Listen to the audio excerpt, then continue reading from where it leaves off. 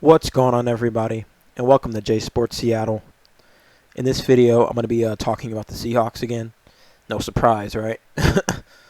In this video, I'm going to be talking about free agency and just talk about how busy we've been this free agency and how this has been one of the most active free agencies in recent Seahawks memory.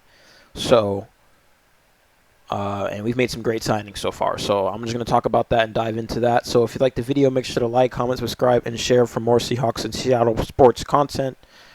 And without further ado, let's get on with the video.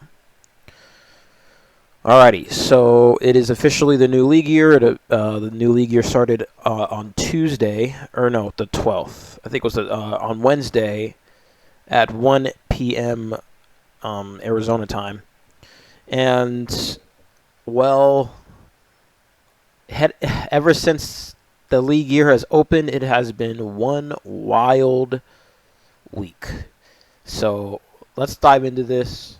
So firstly, during the legal tampering period, the Seahawks did indeed sign Sam Darnold to a 3-year, $100.5 million contract. Now I've read two different numbers. I've read 3-year 100.5, and I've also read 3-year 110.5. Regardless, it is going to be less than not only what Geno was going to be paid if he were to met his incentives, since his base salary was $25 million with 35 up to 35 with incentives. He's getting paid on average $33 million a year. Although his first year he's getting paid $37.5. So basically, we're giving him a lot more money up front versus on the back end, which I kind of do like that. Because, if it does not work out in the first year, we can have an out in the second or third year. Or, if he has a bad year in the first year, doesn't improve in the second year, we have an out in the third year, something like that. So there is that. I'm glad that we are giving him more money up front because we don't want to ruin our cap space down the line. Like next year, we lead the league in cap. We have the most cap in the league next year, according to Over the Cap. And then in 2026 or 2027, we're like at third in the league. So we don't want to ruin our cap down the line. So if we're still going to try to go for it now. Sorry for the voice crack. But this is a nice signing. I give it what everybody else has been giving it, a B signing. This is a good signing. It's a very decent signing. It's not spectacular, out of this world, like we're getting some Josh Allen as our next quarterback, but it's a good signing because we are moving from someone like Geno to someone who can be perform at the level of Geno, when he had it back in 2022 and partially of 2023, and he can perform that way. And maybe even better, because he had a better season than Geno did last year by a pretty good margin. So that is a good signing. I do like that. And let's just go over his history. He wasn't really in a good situation. He was drafted in 2018 by you guessed it, the New York Jets, who have been one of the worst franchises in the league since the turn of the century. So we can't really. This phrase, in this case, the phrase "where you land matters" rings true so much, and you saw what happened in New York, and you saw what happened after Darnold. It's still just a crap show in New York. I don't know what they're doing, but it hasn't been good. They had Darnold, and then they had Zach Wilson.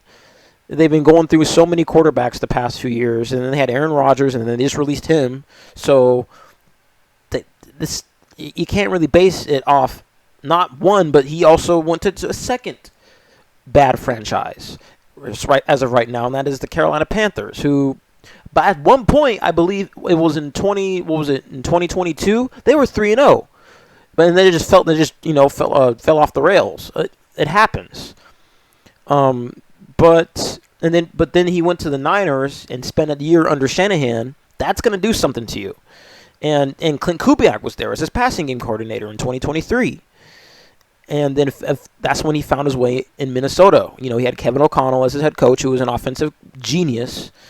But he also had playmakers. He had help. He didn't have help on the Panthers. He didn't have help on the Jets. Who did he have on the Jets that he could reliably go to? Who did he have on the Panthers that he could reliably go to? Nobody, not that I know of. So that's just not. I just feel like he was in a bad spot in New York. He has the characteristics and the traits to be a really good quarterback in this league, and we saw that last year with Minnesota. He is instinctual, and I was watching highlights of him before making this video, and he has a lot. His pocket awareness is pretty sharp. It has gotten a lot better than it has been the past few years. I can see he doesn't panic. He steps up in the pocket, which is good. That's what you're supposed to do as a quarterback. When you detect pressure, you don't fall back into it or try to like spin out of it. You step up in the pocket if you have an open lane, and then that's where you get yourself more space. He can do that. And he's also been very accurate, and he knows when to take shots. He knows when, and he's been doing pretty well so far. Yes, he has a 21-35 record, but keep in mind, 4 of those years were on bad franchises. So you have to take that into account. He had a 66% completion percentage and had 35 touchdowns. I mean, 4,300 passing yards. That's really, really good. And he'll come to Seattle and have some help. We'll have K9. We'll have K9. I have to bring this guy up. I totally forgot we signed him. We have K9. We have Marquez Valdez-Scantling now, who I'm about to bring up. I'm going to just bring this up real quick. So, yeah, it's worth up to $5.5 million, who is a deep threat, who, was with Clint Kubiak in New Orleans last year. And I think he neared 1,000 yards, if not close to. Let's see. I want to see if it spent his first. And this isn't like this is what we're going to roll with for the next few years. This is just somebody we can have until we can draft a receiver, which I feel like we will this year. Oh, he had 385 yards. 4 touchdowns in 8 games. So he only played in 8 games. So he could have easily had more yards if he played in more games. And he's a good deep threat. And, he's a Super Bowl champion. He made great plays in the playoffs. He made big plays in the playoffs. So that's good for him. And we got him. But going back to Sam Darnold, he has some help in Seattle. And I'm going to go to the big signing for the day here in a minute.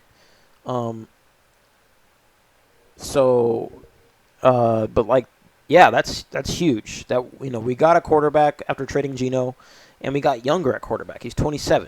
Like I said, that's something we have going for us and for him. He's younger, so he's in his prime. He's in the smack dab in the middle of his prime right now. So this is the best time to sign a quarterback, and we did. So I'm glad that it's a pretty good deal. It's nothing too expensive, nothing too bad. So I like that. Moving on, this is another huge signing that I also really like. We signed DeMarcus Lawrence from the Cowboys to a 3-year deal worth up to $42 million. I think the base salary is like $32.5, which I think is an amazing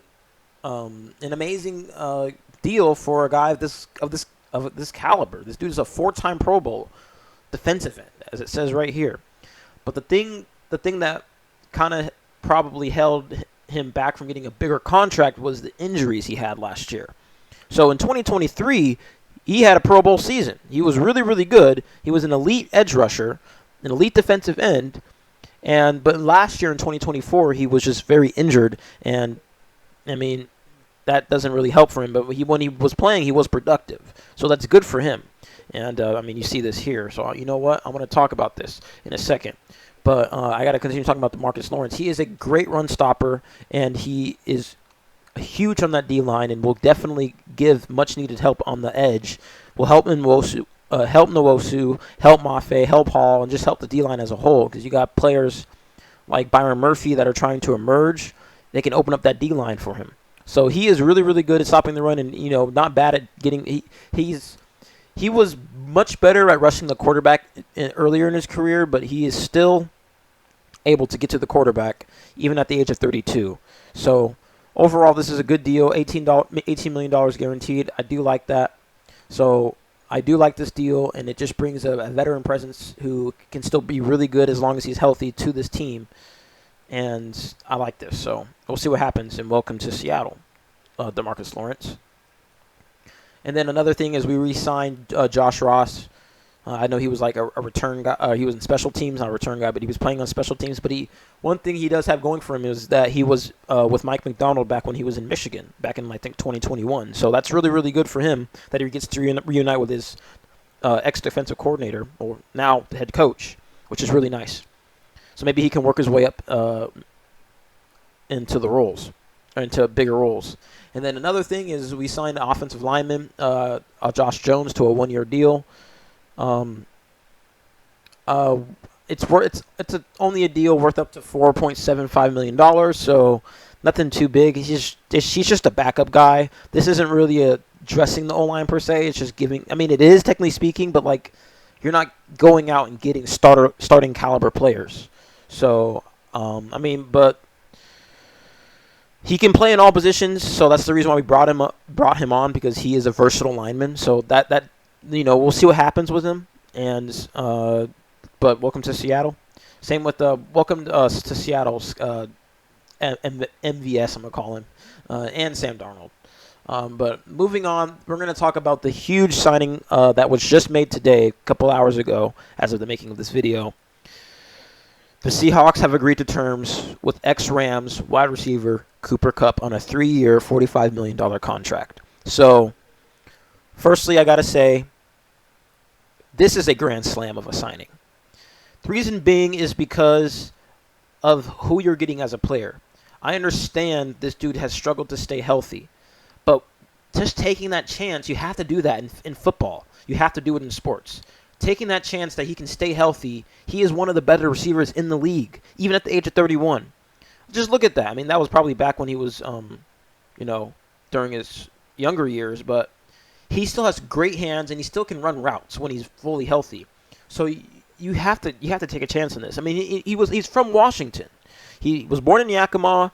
He went to Eastern Washington University. Bring him back home, and sure enough, we did. And, he had interest from a lot of different teams. He had interest from the Raiders. He had interest from the Niners. He had interest from the Broncos, from the Patriots. He had interest from all across the league. So this is huge that we were able to get him. And the thing is we outbid a lot of people because we have the cap space to do this. And that's what I like about us, getting rid of, moving off DK, moving off Geno. Yeah, it may hurt in the moment, but John Schneider did what he did for the betterment of this team. And sure enough, it looks like it's starting to pay off. As long as Cooper Kupp stays healthy, this would be a grand slam of a signing. And even if he isn't fully healthy, but he plays in majority of the games, like let's say 14 games, I'll call it a home run, because as long as he gives us production and is available for most of the season, what more can he ask for? Especially since JSN is probably going to be the number one guy now on the team. He's going to be able to open it up the field for JSN. You have two elite. Cooper Kupp's seen more as a slot receiver, but he can play on the outside. So you're giving JSN and Darnold, like I said, you're giving Darnold more help. You're bringing in Darnold, and you're giving him weapons, which is really what I like to see. So, and then on top of that, he's with Clint Kubiak, who he was with back in 2023. So overall, John Schneider's doing a really good job of trying to rebuild this offense so far. I just need him to do the most important thing that we've been trying to get fixed for the past several years, and that is the offensive line. If John Schneider can put together even an average offensive line, the year we went to the Super Bowl, we had an average offensive line and won the Super Bowl against the Broncos. There were no Super Bowl runs. During that 2-year stretch where we made 2 Super Bowls, we had one of the better offensive lines in the league. Well, not better, but like an average. If we even have an average offensive line with this defense, this is a playoff caliber team. So you have to address this offensive line. I'm thinking that's what they're going to be doing in the offseason, like later on in the offseason during the draft. And maybe, I saw that we were going to be visiting with Bears guard visiting, I forgot his name, visit Seahawks. His name is Tevin Jenkins. I saw that, who started in 14 games in 2024 for the Bears.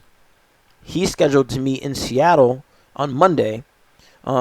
Just to, it's a meet, so it's not, we're not, assigning him, but this guy could be someone that we could use and plug in at one of our guard positions. So even if he can help the interior offensive line be better. The interior offensive line has been abysmal the past couple of years. If he can't be any worse than that. If he can be an average level guard, that's an upgrade. So, if we can sign him, that'd be great, especially if it's like a 2-3 year deal, and then address the rest of rest of our needs in the draft. We have 10 draft picks. Going to Tankathon now, we have 10 draft picks, and we have 5 picks in the top 100. So we have to use a few of these picks on offensive linemen, top higher rated offensive linemen prospects. I'm still a little bummed out that this pick that we got from the Raiders trade wasn't either the Jets or the Raiders pick, but it's still an extra third rounder and it's in the top 100, so it's whatever. And we got Sam Darnold, and we didn't have to pay Geno $45 million a year. That's their problem now. So, but the good part is we were projected to have a comp fourth, comp fifth, and comp sixth, but we actually got a comp fourth and 2 comp fifths. So that's nice. If we ever wanted to trade up and do something and get a guy that we really like, we can use some of these picks to do that, or we can just try to find diamonds in the rough that like we've always been trying to do. So we have 10 draft picks this year, and I really like where we are right now. This draft right here, I will say this upcoming draft next month, this will decide if we can go from, right now we look like we're a fringe playoff team. If we have a really good draft, there is a very good chance this team could be Super Bowl caliber. I'm not even joking. With the pieces with the signings we've made so far, if we can nail some of these picks, especially on the offensive line, because I know we're going to pick offensive line. If we can nail offensive line picks, we will be a Super Bowl contender here in the next couple of years, if not this year. So we have to address that, and we have to get on that. I'm sure John Schneider knows that.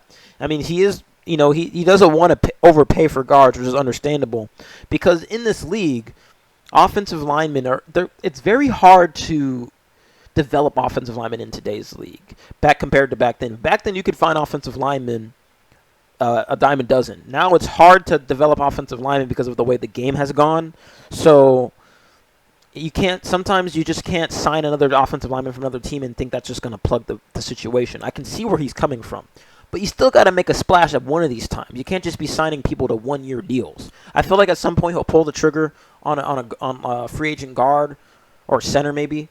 But I do think that we will end up. I do think that first off he needs to do something about the offensive line and in free agency. But secondly, I think that we can really do that in the draft. I mean, like I said, we have 5 picks in the top 100.